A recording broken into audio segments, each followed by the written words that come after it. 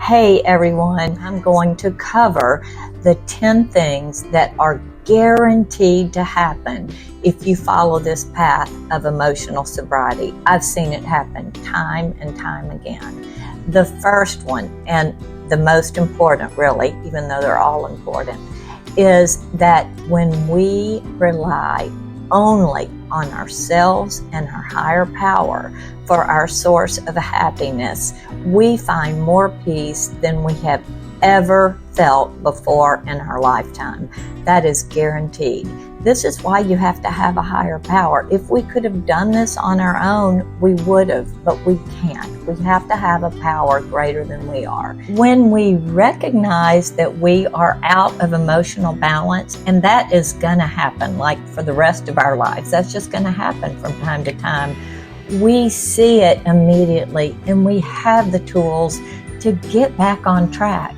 If we've said something bad to somebody else, hurt their feelings, or we took an action that we shouldn't have taken, we know right away. And we're able to get ourselves back in line and back on track. We know how to apologize, to make an amend. The other person feels better, and so do we. So that's the second thing that is a guarantee if you follow the path of emotional sobriety.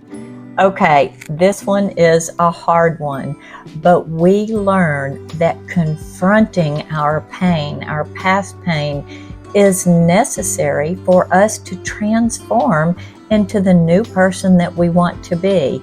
We call that the beast within, and unless we confront the beast within, we can't get better. I mean, unless a doctor diagnoses us with an issue and prescribes whatever medication is necessary for us to get better, usually we're not just going to get better.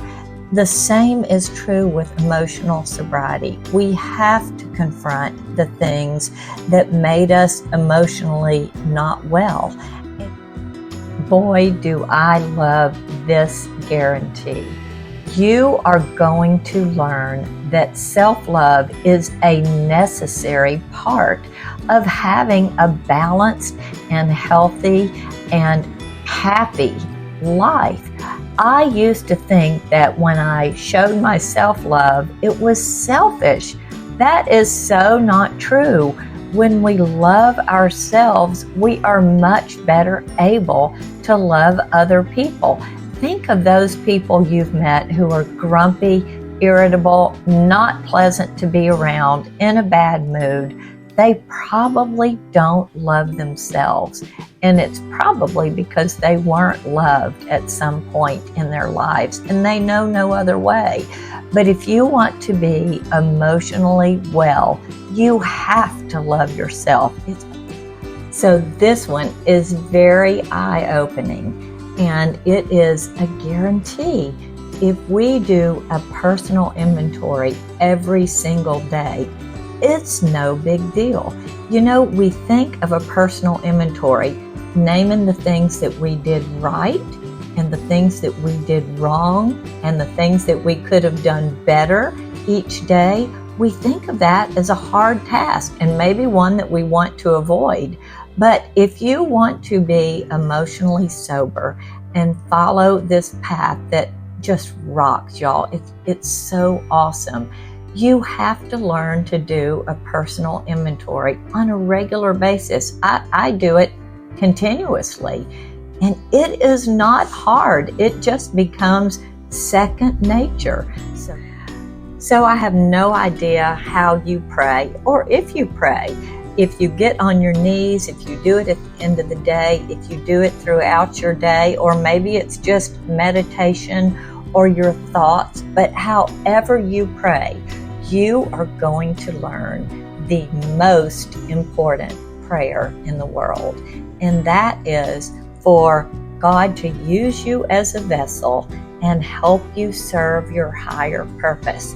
Because you know what? If we are doing that, serving what we're here to do, our personal higher purpose, we are going to be so happy.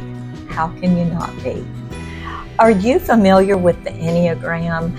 I am a 2, and that is a helper. and an 8, that is a challenger, and that's another story in and of itself. But I really recommend you do the Enneagram and find out what number you are. It just tells you so much about who you are. But as a 2 on the Enneagram, a helper, I thought I had to give. And the reason is that I thought that is I'm addicted to admiration, and you get lots of admiration when you're giving all the time. But you learn on this path that you have to both give and receive to be healthy. If you're in a relationship that only takes from you, or where you are only taking, that is so not healthy, and you're going to learn that on this path. Here is the 8th guarantee that you will learn when you are practicing emotional sobriety. And this is a good one. You're going to learn how important boundaries are and how to make them work for you and even others in your life. In former times, I didn't have any boundaries. I just would do anything I could to please someone else. But you know what? That is not the right way to live. By having boundaries, we follow our own inner guides, our own rules, and we don't let other people breach the things that we are holding most dear to us.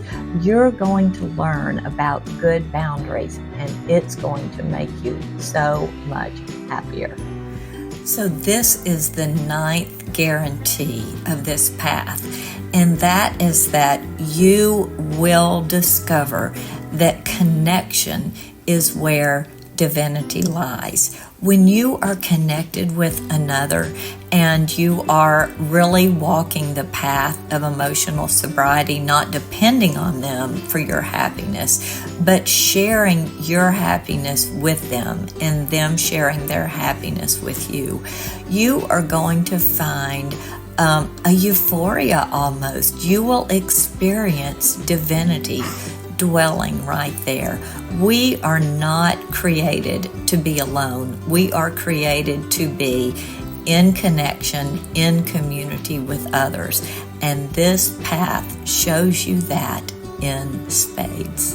And here is the 10th guarantee of the emotional sobriety path. And that is that no matter what, we are still going to screw up. We are just fallible humans, and that's how it is. And it doesn't matter if you've been on this path 1 year, 1 month, 1 day, or 50 years. You're gonna screw up. That's just part of being human. But you know what the difference is? When you're on this path, you know how to upright yourself, brush yourself off, and start all over again. It's a guarantee. So those are the 10 guarantees of emotional sobriety.